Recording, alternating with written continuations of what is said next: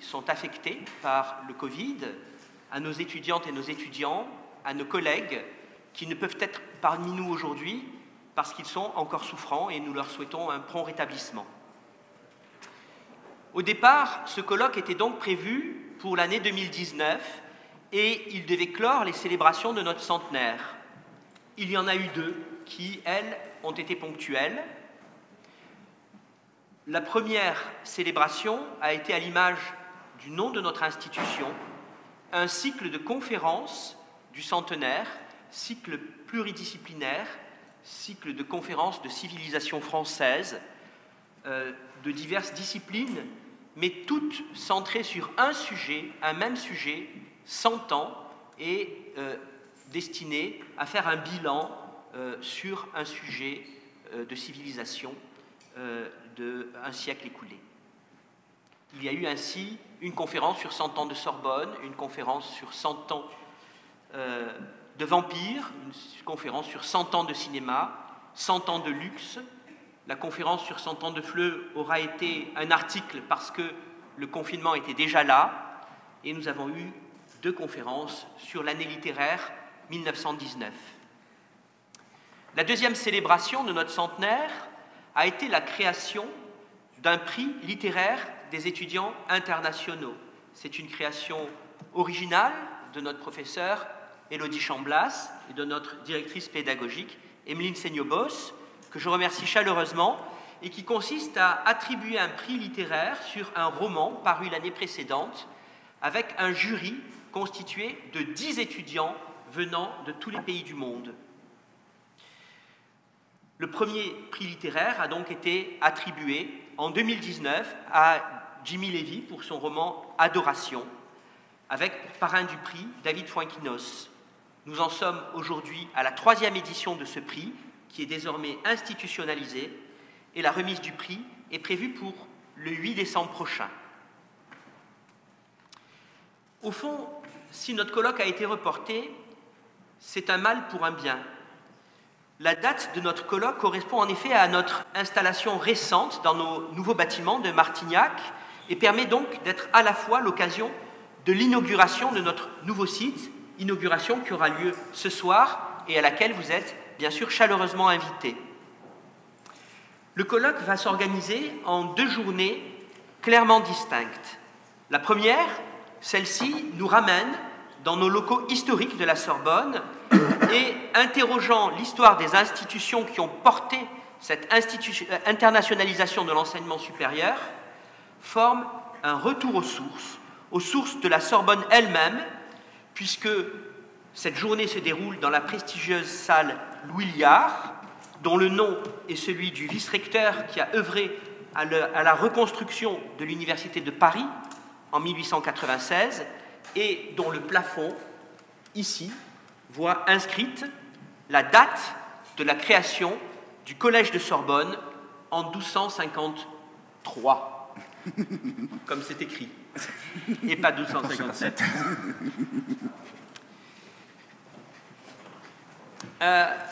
Je voudrais, pour ouvrir cette journée, remercier toutes les institutions qui, ayant porté elles-mêmes cette internationalisation de l'enseignement supérieur, ont accepté de nous accompagner aujourd'hui. La Cité internationale universitaire de Paris, représentée par le directeur de la maison Lucien Paille, Romuald Foncoua, ici, qui est en même temps professeur de littérature francophone à la Sorbonne et directeur de l'UFR de littérature française et comparée.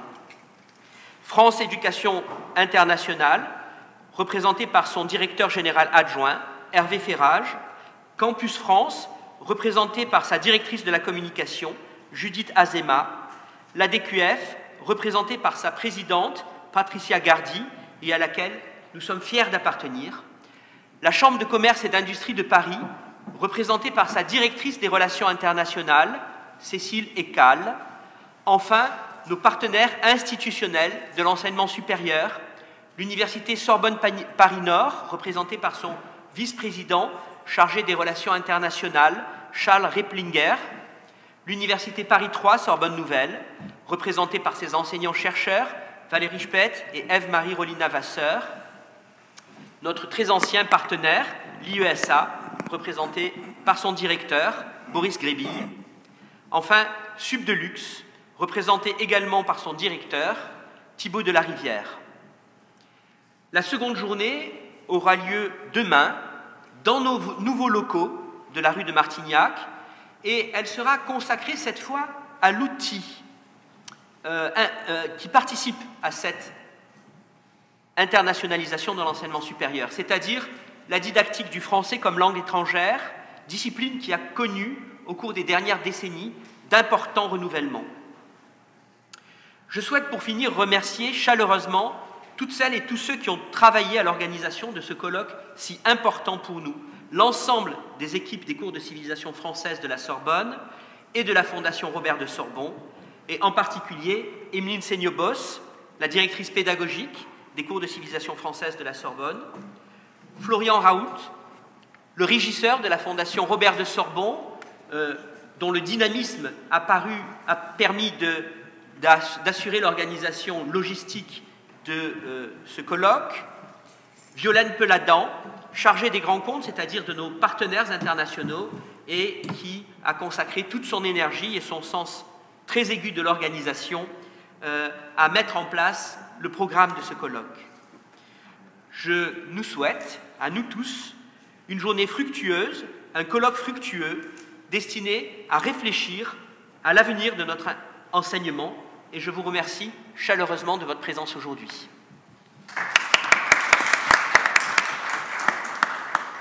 Donc j'ai l'honneur de présider cette première séance et donc je vais laisser la parole à Romuald Foncois qui vient d'être présenté par le professeur Bernard Franco. Je rappelle que sa recherche porte sur les questions de littérature générale en rapport avec la francophonie. Il a publié plus de 150 articles dans des revues à comité de lecture, plusieurs ouvrages individuels. Je cite les plus récents, Correspondance Marang-Gaïsto en 2021, Aimé Césaire 1913-2008, publié en 2010 et réédité en 2013. Il a également publié de très nombreux essais en codirection, Histoire de la poésie francophone qui va bientôt paraître en 2022, Penser le roman francophone contemporain en 2020. Ces travaux ont reçu plusieurs récompenses, parmi lesquelles la médaille de bronze du prix du Sénat du livre d'histoire en 2010, le prix Robert de la Vignette de l'Académie des sciences d'outre-mer en 2011, notamment pour sa biographie consacrée à Aimé Césaire. Il est rédacteur en chef de la revue Présence africaine, membre de plusieurs sociétés savantes en France comme à l'étranger, et président du conseil scientifique de la Fondation pour la mémoire de l'esclavage depuis 2019. Nous vous écoutons avec très grand plaisir. Merci beaucoup pour cette présentation. Alors, je vais m'en tenir à la demande qui m'a été formulée par mon complice de droite, depuis si longtemps, de parler d'une institution qui est la Cité internationale universitaire de Paris, qui a été fondée en 1921, c'est-à-dire dans les mêmes années que le cours de civilisation française de la Sorbonne. Parler de cette utopie qui a été celle de la création de la Cité internationale universitaire de Paris, de la façon dont cette utopie a été mise en place et de la manière dont cette mise en place a rayonné d'une certaine façon sur la transformation de l'idée coloniale française. Comme vous le savez sans doute, la Cité internationale universitaire de Paris est née d'une initiative, une sorte d'utopie qu'avaient conçue deux personnalités importantes de la société française au cours des années 1920. La première personnalité n'est autre qu'un député, le député des Basses-Alpes, qui est André Honorat, qui a été député des Basses-Alpes pendant presque 30 ans, de 1910 à 1940, et qui a été, sous le gouvernement Mitterrand, en 1921, un éphémère ministre de l'Instruction publique. Et cette présence dans le gouvernement Mitterrand en 1921 va lui permettre de penser à l'idée, au lendemain de la Première Guerre mondiale, d'une création à Paris d'un lieu qui serait dédié au savoir, à la transmission, à l'instruction et à la rencontre des étudiants qui sont des étudiants internationaux. Et évidemment, il va obtenir, lors d'un débat au Parlement, l'idée de créer en 1921 la Cité internationale universitaire de Paris. Il n'est pas nécessaire, évidemment, ici de revenir sur l'ensemble des termes qui constituent ce sigle. Une cité, pour les étudiants, internationale de tout le monde, universitaire parce que, évidemment, il s'agit de savoir, et à Paris parce que c'est le centre du monde, on le sait très bien, n'est-ce pas, après 1919. Et en ce sens-là, il va faire adopter en 1921, le 28 juin, un décret à l'Assemblée nationale qui permet à la ville de Paris de créer justement cette cité internationale universitaire. Le lieu est un lieu qui est assez symbolique parce qu'il s'agit, et la ville de Paris, de ce point de vue, est partie prenante, de demander à la ville de Paris de céder des terrains de la commune à un certain nombre de mécènes qui devraient construire sur ce lieu, moyennant le franc symbolique, des bâtiments qui abriteraient des étudiants venant du monde entier. Et cette idée va effectivement consister à faire créer dès 1925 une fondation à partir de laquelle la cité doit être créée. C'est en 1925, donc la fondation de la Cité internationale universitaire de Paris est créée pour pouvoir être le bras armé, si j'ose dire, de la fondation de cette Cité internationale universitaire de Paris. La seconde personnalité qui est assez intéressante, c'est Paul Appel, dont le nom doit se trouver, d'ailleurs me semble-t-il, si ce n'est pas dans ce bâtiment, mais dans un autre lieu, sans doute au rectorat. C'est Paul Appel, qui est mathématicien et qui est le célèbre recteur justement de Paris, dans ces mêmes années, entre 1920 et 1925. Et il est, comme on le sait, pour ces années-là, le président de l'Université de Paris. Je rappelle qu'avant que l'Université de Paris ne soit ce qu'elle est aujourd'hui, elle était une et indivisible. On a fini par l'oublier aujourd'hui, n'est-ce pas, avec les éclatements que l'on connaît et les différents noms qui circulent ici ou là. Et bien entendu, le célèbre mathématicien qui s'est engagé lui aussi, on le sait, au lendemain de la Première Guerre mondiale pour la paix, va se joindre à l'utopie d'André Honorat pour être le responsable de la mise en œuvre de la création de cette cité internationale universitaire de Paris. Et il va évidemment être le signataire de la Convention en 1921 avec la ville de Paris. Ceci explique que la Cité internationale universitaire de Paris ait deux parrains, en fait. Le premier parrain, vous l'avez très bien compris, c'est la ville de Paris. Et le second parrain, c'est le rectorat de Paris. Un peu comme la Sorbonne aujourd'hui, vous le savez, a deux parrains. D'une part, c'est la ville de Paris, et d'autre part, c'est le rectorat de Paris. Ce qui nous fait souvent, ça nous amusait souvent de constater qu'en réalité, les bâtiments de la Sorbonne appartiennent à la ville de Paris, le contenu de la Sorbonne appartient au rectorat. Alors ça vous donne des débats absolument interminables pour savoir qui va s'occuper justement de la restauration du bâtiment. C'est assez amusant, je vous ferme la parenthèse sur ce point. Quand on est directeur d'une UFR, c'est assez amusant de constater les débats de ce point de vue. Alors évidemment, je rappelle que pour que ces maisons soient construites, il faut des mécènes. Et le député Honorat et le recteur Appel vont s'adresser à tout ce que la France, au lendemain de la Seconde Guerre mondiale, possède de financier. Et deux d'entre eux vont répondre assez rapidement à cet appel. Le premier, c'est Paul Branet, qui vient d'une famille qui est une famille assez riche et qui va être nommé comme étant le premier secrétaire justement de cette fondation. Et le second, c'est David Veil, qui a travaillé dans le domaine de l'acier et qui va être un des premiers à financer la construction de ces bâtiments. Alors, si je rappelle très rapidement cette histoire, c'est bien parce que la Première Guerre mondiale a montré, me semble-t-il, en Europe en particulier et dans le monde, qu'il n'était peut-être pas nécessaire de passer le temps sur des champs de bataille et qu'il était peut-être plus utile de passer le temps dans des universités ou bien dans des amphithéâtres. Que le savoir était sans doute utile au rapprochement des peuples et que sans le savoir, qui était sans doute un et indivisible dans l'Europe au moins et dans le monde entier, il y avait le risque que les peuples, longtemps, recommence à faire la guerre. Et évidemment, on ne s'est pas trompé puisque la Seconde Guerre va venir confirmer effectivement ce danger. De ce constat, les fondateurs de la Cité internationale universitaire de Paris vont admettre l'idée que pour que cette cité soit vraiment internationale, il faudrait construire des maisons de pays. Et l'appel, justement, à tous les pays va être lancé assez rapidement, dès 1926, pour que chacun des pays, quel qu'il soit, puisse construire une maison de pays à la Fondation sur le site de la Fondation internationale universitaire de Paris. Et c'est ainsi que plusieurs pays vont répondre à l'appel: le Canada, la Belgique, le Luxembourg, le Japon, la Suisse, la Suède, l'Argentine, Cuba, Danemark, Monaco, Pays-Bas, Espagne, États-Unis, etc. Ce sont en fait les premières maisons qui sont construites à la Cité internationale universitaire de Paris entre 1926, première grande vague, et 1940, deuxième grande vague. Alors, évidemment, cette internationalisation est une internationalisation qui permet d'abord à ces pays qui, jusqu'ici, on le voit très bien, ne se parlaient que par cartouches militaires, armes et canons interposés, à discuter justement d'un rapprochement qui peut être fait sur un lieu que l'on peut considérer comme étant un lieu neutre.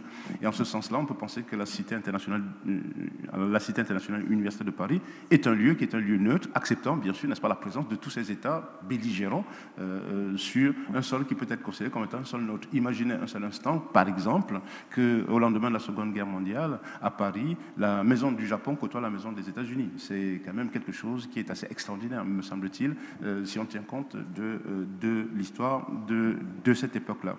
Et pour aller beaucoup plus loin dans ce rapprochement entre les pays et les peuples, il a fallu penser ce qu'on a appelé à la Cité internationale universitaire de Paris le brassage.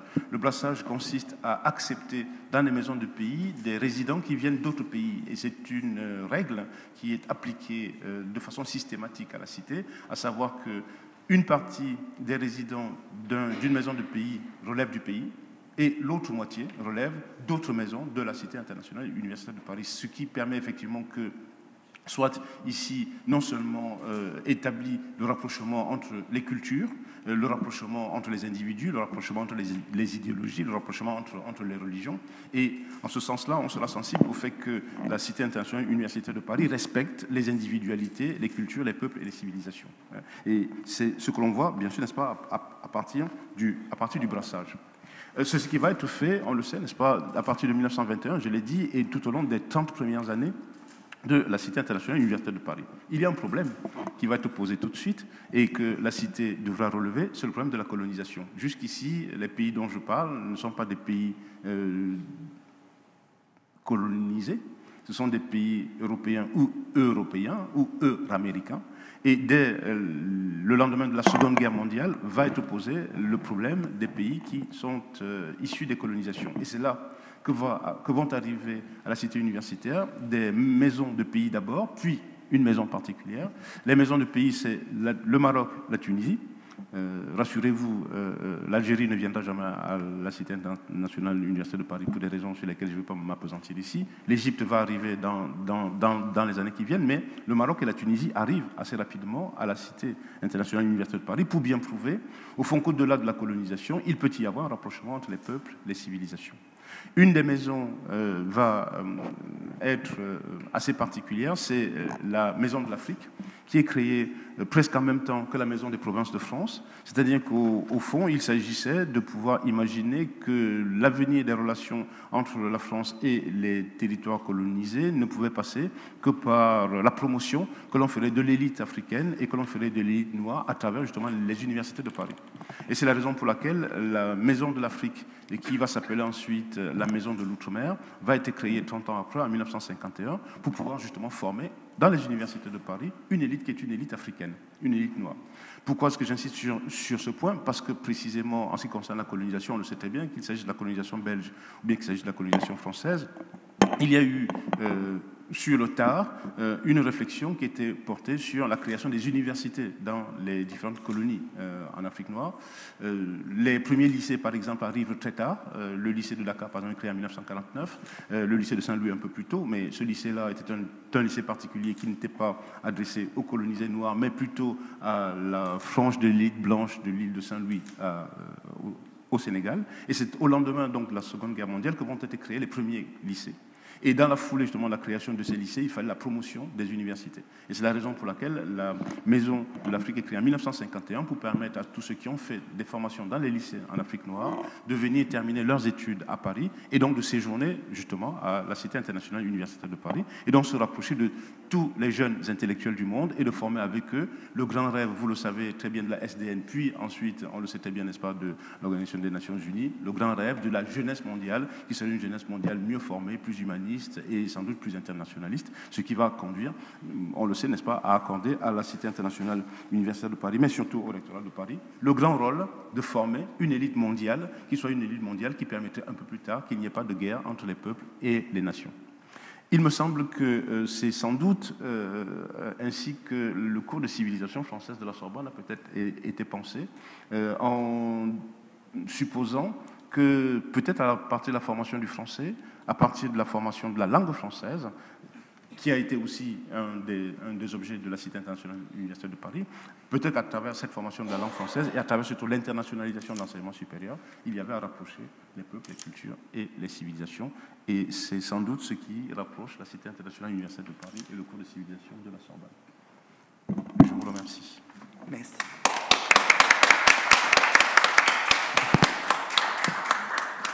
Merci beaucoup.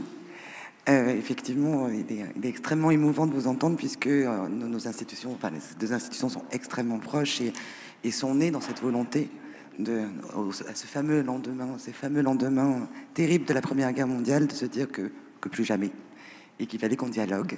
Est-ce que quelqu'un aurait une question? C'est la parole à la salle. Je me suis posé la question quand vous avez mentionné les États-Unis, s'il y avait, parce que je ne connais pas beaucoup la Cité internationale universitaire, si vous aviez une maison russe et comment ça s'est... Non, pas du tout. Non, il n'y a pas de maison russe. Pour quelle raison? Il faudrait poser la question aux autorités russes. Je suis incapable de répondre à leur place. Mais ce n'est pas le seul État qui n'a pas de maison à la Cité internationale universitaire de Paris. Oui, Israël n'en a pas non plus. Je me demandais s'il y avait justement, vous parliez du fait de la guerre, s'il n'y avait pas un rapport justement guerre froide, etc. Il n'y aurait pas cette... C'est possible. C'est possible que cet élément soit entré en ligne de compte dans l'absence de la maison russe à la Cité internationale universitaire de Paris. Je suis mal placé pour savoir pourquoi pourquoi il n'y a pas de maison russe. J'ai entendu parler de cette question-là, en fait. Et effectivement, visiblement, ça correspond aussi à des enjeux politiques. La population étudiante russe augmente et la question s'est effectivement posée de créer une maison de la Russie. Mais c'est ce que disait Romuald en réalité, ces institutions qui sont destinées à l'internationalisation du système universitaire, du système d'enseignement supérieur, sont aussi liées à un idéal politique, qui est un idéal de paix. Ce sont la Cité internationale, comme les cours de civilisation française de la Sorbonne, sont nés juste après la Première Guerre mondiale, et ce sont des institutions qui traduisent la pacification des relations entre les pays. Et de fait, l'originalité, vraiment la singularité de la Cité internationale, c'est que les maisons sont co-gérées par les États et par la France. Et donc il faut que la Russie investisse effectivement beaucoup d'argent dans un geste diplomatique et que la France aille dans la même direction. C'est la condition pour... il doit y avoir aussi des raisons qui sont liées maintenant à l'espace. J'imagine que l'espace est compté. Je ne sais pas. L'espace était compté jusqu'il y a 2 ans. Maintenant, il n'y a plus d'espace du tout. De toute façon, la question elle a été réglée. Les 34 hectares sont complètement occupés. La dernière maison qui sera construite, c'est la maison de l'Égypte. Donc, il n'y a plus de terrain à la Cité internationale universitaire de Paris. Enfin, il n'y a plus de terrain. Cela ne veut pas dire qu'on ne peut pas construire. On peut toujours rajouter des étages. Des étages, c'est pas un problème. Mais voilà. Mais il me semble que la question diplomatique, pour rebondir sur ce que vient de dire Bernard Franco, la question diplomatique est importante à la Cité internationale universitaire de Paris. Très, très importante. Je vous prends un exemple. C'est la maison Abreu, qui est en fait aujourd'hui la maison de Cuba. Alors, la maison de Cuba a été créée par un médecin qui était français, dont la femme était d'origine cubaine. Donc médecin français qui avait fait fortune, en fait, et qui décide de construire à la Cité universitaire de Paris une maison, qui est la maison cubaine. Sauf qu'il se trouve que Castro arrive au pouvoir. Il n'est pas castriste. Donc il a juste décidé que la maison n'appartiendrait pas à la maison à Cuba. Donc nous avons à la cité universitaire aujourd'hui une maison qui est la maison cubaine, que l'État cubain, dont l'État cubain n'est pas en fait le propriétaire. Ça c'est une des rares situations de la cité où une maison de pays n'appartient pas au pays. Donc du coup, les propriétaires ont à leur mort signé par testament que la maison ne sera jamais rendue à l'État cubain pour des raisons que je viens de dire. Donc on ne peut pas faire autrement que de respecter en fait cette volonté-là. Alors les questions diplomatiques sont des questions très prégnantes à la Cité internationale universitaire de Paris. Je peux faire la même remarque à propos de la maison que je dirige, à savoir la fameuse maison dite de l'Afrique et qui a changé de nom plusieurs fois. C'était la maison d'Afrique, c'est devenu ensuite la maison de la France d'Outre-mer.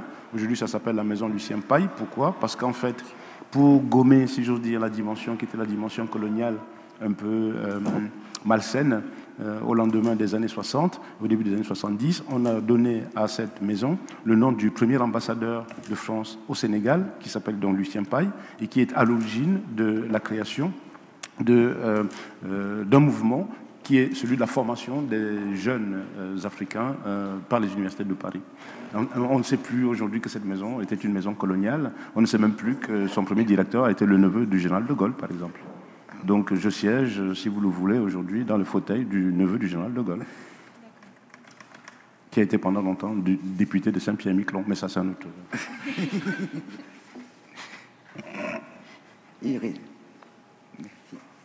Y aurait-il d'autres questions ou remarques? Oui, peut-être moi, une remarque qui est très, très rapide, mais je vous entendais effectivement dire que ces maisons qui étaient côte à côte, alors que diplomatiquement, et pour rebondir un petit peu, il y avait beaucoup de motifs d'opposition. C'est peut-être quelque chose que l'on voit aussi très régulièrement dans nos classes aux cours de civilisation française de la Sorbonne. Et je crois que les témoignages de nombreux professeurs viennent corroborer l'idée que des étudiants qui n'auraient jamais dû se rencontrer et qui, comme je dis souvent, souffrent sur l'accord du participe passé ensemble, étaient peut-être un vecteur de pacification. Voilà. Et effectivement, moi, pendant qu'on parle justement de la Russie, je signale simplement qu'on est une des maisons qui, à la Cité internationale universitaire de Paris, reçoit le plus des étudiants russes. D'accord. Je ne sais pas pourquoi. Je suis incapable de savoir pourquoi, depuis au moins 3 ou 4 ans. D'ailleurs, les deux précédentes présidente du comité des résidents, parce que chaque maison a un comité de résidents avec une présidente ou un président. Les deux dernières présidentes étaient d'origine russe, à la maison de l'Afrique. Bon, je ne dis rien des rapports entre la Russie et l'Afrique aujourd'hui. C'est l'internationalisation.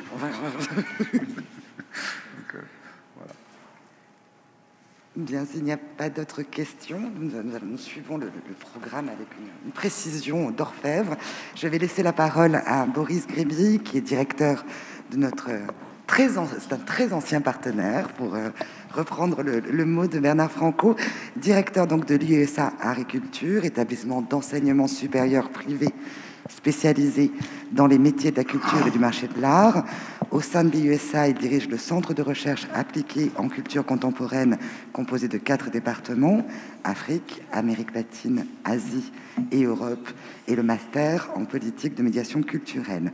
Il est également directeur général d'UESA Incube, je prononce bien, incubateur spécialisé dans les startups du secteur culturel. En dehors de l'UESA Agriculture, il est membre du comité de rédaction et rédacteur occasionnel du journal Témoignages chrétiens et a publié plusieurs ouvrages personnels ou collectifs pour les enfants ou de vulgarisation sur la religion et la mort. Cher Boris, je vous laisse la parole avec plaisir.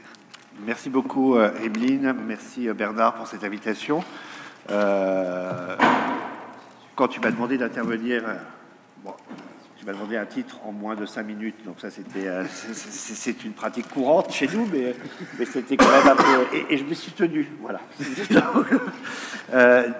En fait, ce que je souhaiterais partager avec vous aujourd'hui, c'est à quel point finalement on est passé d'une ouverture internationale à un vrai ancrage de l'international dans les pédagogies, que ce soit à l'UESA, mais dans beaucoup d'institutions universitaires et d'enseignement supérieur. au tout départ, alors tout départ pour moi c'est il y a 20 ans, donc c'était il n'y a pas très longtemps quand même, mais l'international à l'USA, c'était accueillir quelques étudiants étrangers qui avaient envie de se former en France et développer quelques cours pour ouvrir les esprits des étudiants français à la culture internationale, qu'elle soit celle plutôt du continent africain, de l'Asie, de l'Amérique latine, etc. Mais très vite, en fait, on s'est aperçu, et finalement, grâce à un partenariat avec le CCFS, puisqu'on a créé on s'est très vite développé en Chine, et du coup, on a beaucoup reçu d'étudiants chinois depuis une quinzaine d'années. Et notre lien vient du fait qu'on a créé une classe commune avec le CCFS sur une classe préparatoire où le CCFS prépare aux Français langue étrangère et l'IESA prépare aux différentes spécialités des arts et de la culture pour que les étudiants qui ne sont pas francophones de naissance puissent avoir un SAS d'1 an avant de rentrer dans les différentes spécialités de l'école, puisque nous n'accueillons que des étudiants qui ont au moins un niveau B2+, ou C1 dans les premiers cursus. Donc ça servait justement de SAS d'entrée. Et en travaillant sur cette première année préparatoire, on s'est rendu compte que finalement, il n'y avait pas que la culture artistique qui était à travailler avec les étudiants, mais que finalement, quand on recevait des étudiants internationaux, on recevait des systèmes éducatifs très différents, qu'il était très difficile finalement de remanier, et surtout qu'en fait c'est pas ce qu'on souhaite faire maintenant, de remanier même en une année intensive avec des pédagogues hors pair d'un côté comme de l'autre. Pourquoi je dis ça? Parce que finalement ça a fait changer l'ensemble de la pensée de l'international à l'IESA, ce constat. C'est-à-dire qu'on est parti finalement d'un accueil d'étudiants à qui on délivrait finalement nos formations comme on les délivrait à tous nos étudiants, qu'ils soient français ou non.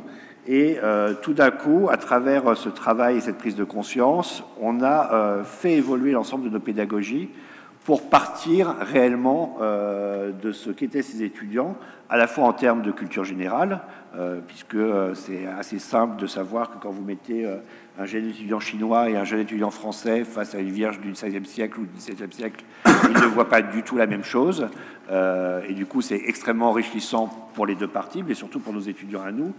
Et ça nous a fait prendre conscience que finalement, il y avait à la fois dans les travaux que nous menions sur les alignements pédagogiques, entre ce qu'on souhaitait enseigner, la manière dont on l'enseignait, la manière dont c'était reçu, et surtout la manière dont on le validait, puisque c'est là où c'est souvent le plus compliqué, vraiment de gros progrès à faire, et également de se dire que finalement, c'était ce rapport et cette discussion entre des étudiants qui venaient de cultures très différentes qui allait enrichir l'ensemble de nos formations et permettre d'aller vers un enseignement des arts et de la culture beaucoup moins auto-centré sur l'Europe et sur notre vision du monde. Donc ça, c'était extrêmement important. En même temps, exactement finalement dans les mêmes années, le secteur de les arts et de la culture s'est, lui, totalement globalisé et du coup nous a obligés évidemment aussi à repenser l'international d'une autre manière, puisque sont apparues très vite des coproductions internationales qui mettaient en jeu des musées du monde entier et qui faisaient circuler des expositions d'Asie, en Europe, en Afrique, en Amérique latine, que les grands lieux finalement et du marché de l'art et de l'audiovisuel sont devenus des festivals internationaux, qui là aussi brassaient des gens qui venaient de cultures très différentes, etc. Et que finalement, dans le domaine de la musique, les grandes tournées et les grands spectacles ont aussi pris ce pli de traverser les frontières, et même des frontières en dehors de l'Europe. Et donc, on s'est retrouvé finalement à devoir former nos étudiants, non seulement à des cultures internationales, mais aussi à des modes de gestion et d'administration de ces productions culturelles qui étaient, elles aussi, très loin simplement des standards français. Donc, cet ensemble-là nous a fait dire que finalement, il fallait qu'on change totalement notre regard sur la manière d'enseigner les arts et la culture à l'IESA, et qu'il fallait vraiment qu'on intègre l'international, non pas comme une donnée subsidiaire d'ouverture d'esprit, mais vraiment comme une donnée qui était au cœur des pédagogies qu'on allait devoir mettre en place. Et c'est vraiment ça, voilà, que je voulais partager avec vous aujourd'hui. parce que ça a totalement changé la structure même de l'école. C'est-à-dire qu'en ce moment, on a un séminaire qui s'appelle Innovation pédagogique et culture d'école, et on me posait la question hier, mais pourquoi et culture d'école? Parce que finalement, quand vous changez votre manière de faire de la pédagogie, quand vous changez finalement la façon dont vous allez enseigner, dont vous allez évaluer, dont vous allez mettre en place des critères nouveaux, vous êtes obligé en parallèle de faire évoluer la structure même qui encadre cette pédagogie. Et alors qu'avant, on avait une structure finalement assez simple, avec de la scolarité, de la pédagogie, des ingénieurs pédagogiques, des professeurs, et que tout cela se faisait totalement de manière naturelle. En fait, quand vous intégrez l'international, vous êtes obligé d'intégrer finalement ce que nous on a appelé, et vous l'avez rappelé tout à l'heure, le centre de recherche en culture contemporaine, avec 4 départements qui viennent nourrir l'ensemble de la pédagogie, avec des partenariats avec des institutions africaines, des partenariats avec des institutions asiatiques, avec des institutions d'Amérique latine, des institutions européennes et américaines. Et du coup, finalement, ce centre a pris une place prépondérante au sein de la création pédagogique et travaille en partenariat avec l'ensemble de ces acteurs. Et du coup, au lieu d'avoir quelque chose qui était finalement assez pyramidal, comme système pédagogique, avec une direction des études, des responsables de cursus, des professeurs référents, etc., et qui tout cela faisait descendre une pédagogie bien inventée jusqu'à l'étudiant. Le centre de recherche en culture contemporaine, qui travaille à la fois avec les professeurs et les étudiants, finalement a rebrassé l'ensemble. Et aujourd'hui, l'ingénierie pédagogique se construit de manière beaucoup plus collaborative, avec des visions très différentes, et en faisant remonter des besoins à la fois en termes de compétences et en termes de savoir, qu'on n'avait pas avant, puisque ce centre n'existait pas. Et ça, je trouve que c'est finalement la plus belle réussite que nous a apporté les étudiants internationaux au sein de l'IESA, c'est qu'ils ont réussi finalement à transformer entièrement la modalité de création de nos pédagogies au sein de l'école. Et je trouvais que c'était vraiment ça qui était pour moi le plus important à dire aujourd'hui par rapport à un enseignement, à une internationalisation des cursus. Voilà.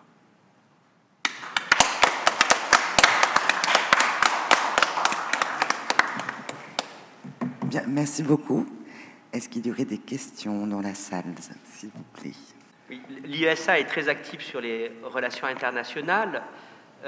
Aujourd'hui, on constate que les étudiants chinois sont très présents dans l'enseignement supérieur français.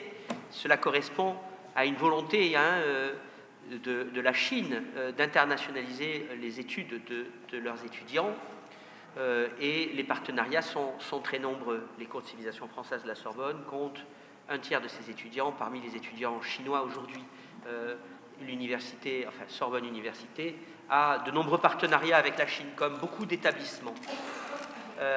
Mais l'originalité de l'IESA, c'est qu'elle a engagé ces relations avec la Chine, et qui sont aussi des relations diplomatiques avec la Chine, bien avant cette époque d'ouverture. Est-ce que tu pourrais rappeler les étapes de cette ouverture qui était quand même précurseur pour tout l'enseignement supérieur français, en fait? Oui, alors, est-ce que c'est vraiment de la diplomatie? Je ne sais pas, c'est toujours de la diplomatie, parce que, surtout quand on est avec la Chine. Excuse-moi, j'ai ma collaboratrice qui est responsable du département de l'Asie qui est dans la salle, et qui me forme depuis 15 ans aux négociations avec la Chine. Je crois que je suis encore un élève débutant, mais j'essaye de m'efforcer de comprendre. C'est vrai que l'ouverture de la Chine vers justement l'envoi d'étudiants dans l'enseignement supérieur, et notamment dans l'enseignement supérieur français, est finalement assez récent. Ça a une dizaine d'années. Et du coup, on a précédé ça de quelques années, de 2 ou 3 ans.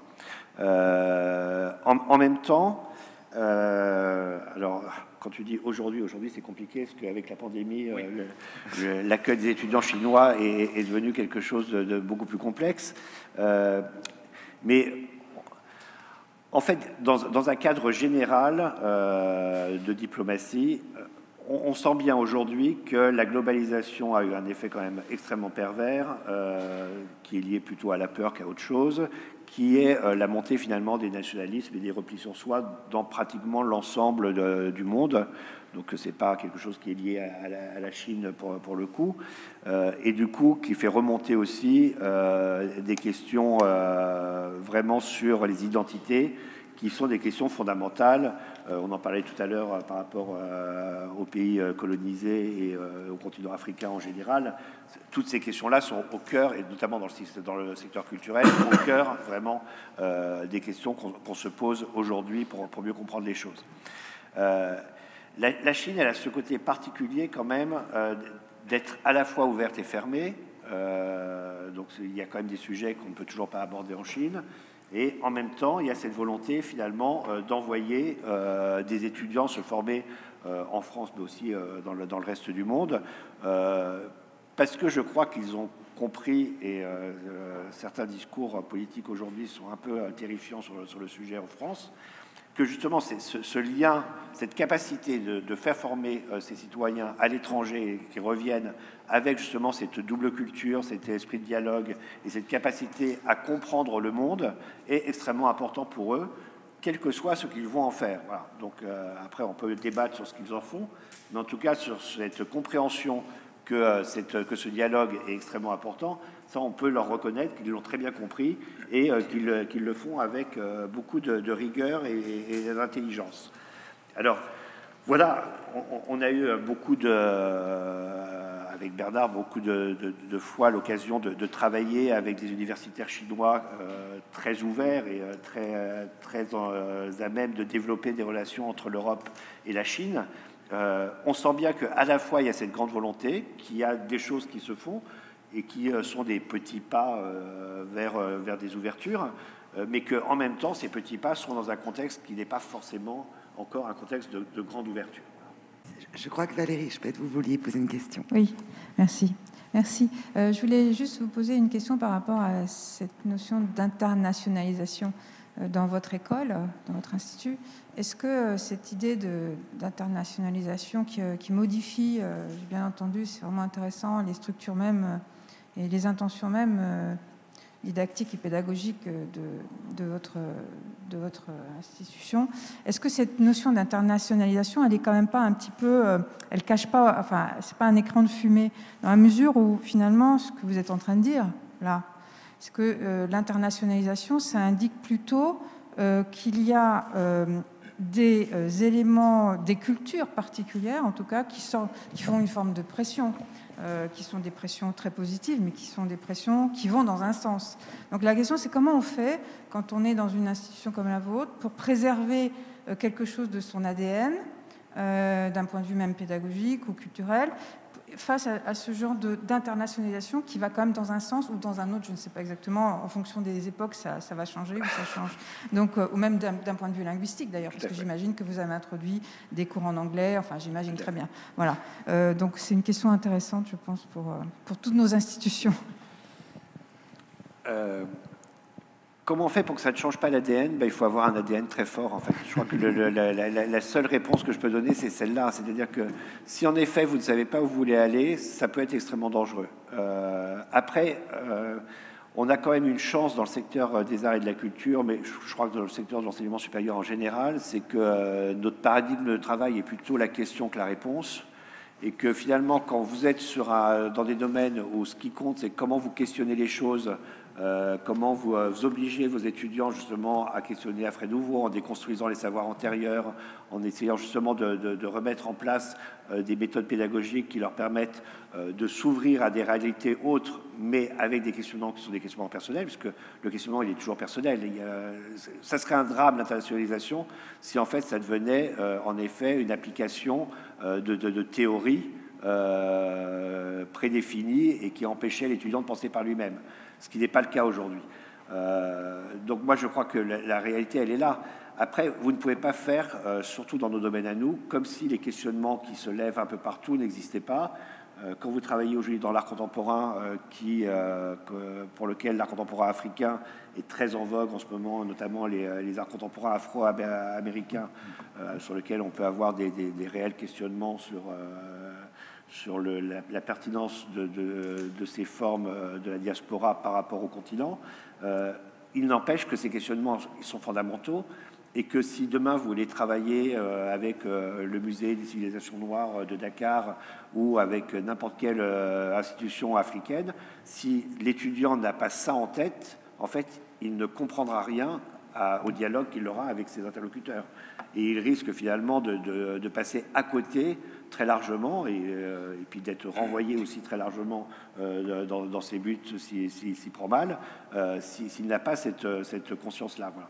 Donc l'idée, elle est là aussi, c'est-à-dire que internationaliser dans nos secteurs, c'est aussi faire émerger pour chaque étudiant l'ensemble de ces questionnements contemporains qui sont vraiment essentiels à la compréhension à la fois de ce que font les artistes dans le monde pour mieux les diffuser et les expliquer et en faire de la médiation, mais aussi pour avoir des relations saines avec les institutions qui soient basées sur une compréhension commune des questions. Oui, c'est bien ce que je pensais, c'est-à-dire que effectivement, la notion de ce que vous appelez internationalisation, c'est ce que nous, on va appeler de notre côté interculturalité. Oui. Entrer dans la dimension de l'interculturalité. Oui, alors... les champs sémantiques sont... Non, mais je m'avance à pas vraiment sur les champs sémantiques, parce que dans le secteur culturel en ce moment, les débats font rage entre universalisme, globalisation, globalité, voilà, notamment dans les discussions que nous pouvons avoir avec l'Afrique et ses diasporas, parce que les compréhensions ne sont pas du tout les mêmes. Ce que je veux dire, c'est que oui, c'est de l'interculturalité au sens où c'est toujours de toute façon des personnes qui parlent de là où elles sont et qui ont un dialogue. Donc de toute façon, c'est de l'interculturalité. Et ça, c'est essentiel. Mais c'est aussi de l'internationalisation parce que si on n'arrive pas à faire prendre conscience à chaque personne justement des enjeux internationaux et qu'il ne relie pas sa propre culture et son propre questionnement à l'aune de ces enjeux internationaux, en fait, le dialogue est impossible. C'est-à-dire que le pire pour nous, c'est que chacun reste sur ses identités et qu'on se dise finalement l'universalité, c'était un joli projet d'il y a un siècle et plus personne ne peut en parler sans mettre à feu et à sang l'ensemble des discussions. Et voilà, et c'est là où en fait la question se pose et où elle est extrêmement complexe. C'est-à-dire que c'est Barthélemy Togo qui dit ça. Il dit il faut aller de l'identité à l'universel et en même temps il est le premier à dire universel c'est pas le bon mot, il faut mieux parler de globalisation parce que c'est évident que c'est compliqué comme thématique, mais en même temps si l'internationalisation devient un repli sur les identités et qu'on en vient à se dire ce n'est que de l'interculturel parce que chacun reste de son côté et ce n'est qu'un dialogue avec des frontières bien définies, ça ne peut pas. C'est là où j'ai du mal avec simplement le mot interculturel, en fait. Et que si on n'internationalise pas chacun nos identités, l'interculturel, finalement, ne peut amener qu'à des choses qui ne sont pas très joyeuses. Monsieur le directeur. Je pense qu'on peut faire la pause avec un peu d'avance et se retrouver à 11h, peut-être. On se retrouve à 11h. On se retrouve à 11h au lieu de 11h15, puisqu'on est un petit peu en avance. Tant mieux. Tant mieux. On a plus de temps pour manger. Merci, on se retrouve donc à 11h. Merci à tous. Et merci aux deux intervenants. Merci. C'est un grand plaisir.